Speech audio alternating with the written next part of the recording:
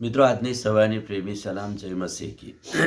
પ્રકટીકરણનું 19મા અધ્યાયના 11મું વચન આ પ્રમાણે છે. આકાશ ઉઘડેલું જોયું, એક શ્વેત ઘોડો અને તેના પર એક જણ બેઠેલો હતો. તેનું નામ વિશ્વાસુ તથા સાચો હતો. તે પ્રમાણિકપણે ન્યાય તથા લડાઈ કરે છે. આ આકાશ ઉઘડ્યા પછીનું જે દર્શન છે એ દર્શનમાં એક વિશ્વાસુ ન્યાયી માણસ લડાઈ કરવા નીકળ્યો છે અને પ્રમાણિકપણે એ લડાઈ કરે છે. તે ઘોડા પર બેઠેલો છે.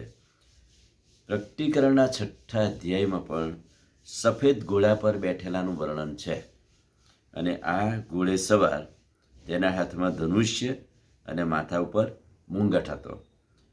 ઐતિહાસિક બનાવો જે બનવાના છે એ વાતનું વર્ણન એ આ 6થા અધ્યાયમાં છે. પણ આ અધ્યાયના આ ઘોડે સવારના હાથમાં તો સઘળું છે, સઘળી બાબતો છે. સઘળો ન્યાય, પ્રામાણિકપણું અને ન્યાયપણું એની સાથે છે. એટલે કે ખ્રિસ્ત હવે પ્રગટ થશે ત્યારે કહે છે કે પ્રમાણિકપણાથી અને ન્યાયપણાથી ન્યાય કરશે. 6થા અધ્યાયના ઘોડે સવાર પર દૈહિક જય સૂચવે છે, પણ આ ઘોડે સવાર તો આત્મિક જય સૂચવે છે. ખ્રિસ્ત પ્રગટ થશે, આત્મિક યુદ્ધ થશે, આત્મિક જય થશે. તેનું નામ વિશ્વાસુ અને સાચો છે. તે પ્રમાણિકપણે ન્યાય અને લડાઈ કરે છે. એ વિશ્વાસુ પ્રભુ છે અને પ્રમાણિકપણું અને ન્યાયપણું એને લડાઈના એક સાચા હથિયારો છે. અને એટલે આત્મિક શણગાર સજો વીર લારે ગીત આપણે કહીએ છીએ, એમાં જે બધા સાધનો લડાઈના લખ્યા છે એ તો આત્મિક દ્રષ્ટિથી સૂચવવામાં આવે છે.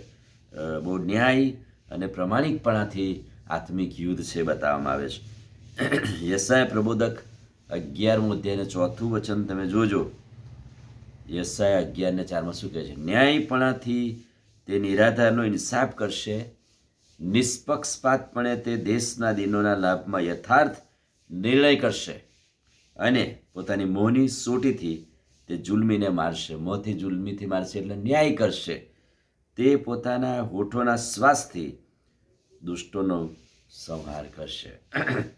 અહીં જે વર્ણન કે દર્શન કરવામાં આવ્યું છે એ જે આ પ્રકટીકરણના પુસ્તકની અંદર, એ તો ખ્રિસ્ત ન્યાયાધીશ તરીકે, સૈનિક તરીકે પ્રગટ થશે અને તે હાલમાં પોતાનું કાર્ય કરી જ રહ્યા છે. આપણે એ માટે પ્રાર્થના કરીએ કે ના કરીએ, પણ પ્રભુ એનું કામ કરી રહ્યા છે. પ્રભુ ન્યાયાધીશ તરીકે, સૈનિક તરીકે આ જગત પર, પૃથ્વી પર પ્રમાણિકપણે ન્યાયને લડાઈ કરી રહ્યા છે.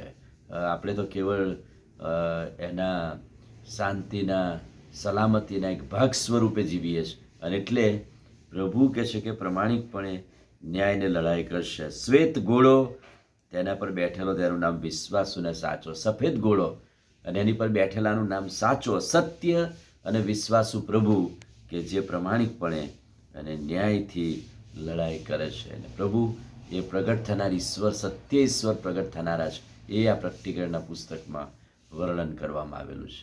આમીન. પ્રાર્થના કરીએ. વાલા પ્રભુ, આજે સવારે તમારા અદ્ભુત પવિત્ર ગુણોને માટે આભાર. પ્રમાણિકપણું અને ન્યાયપણું એ તો પ્રભુ તમારા પવિત્ર ગુણો છે.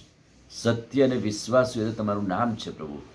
અને એ પ્રભુ વિશ્વાસુ અને સત્ય પ્રમાણિકપણાથી એ લડાઈ કરશે, ન્યાય કરશે અને અમને વિશ્વાસુ ગણશે. પ્રાર્થના પ્રભુ ઈસુના નામમાં કરીએ છીએ. સાંભળો ને માન્ય કરો. આમીન. God bless you.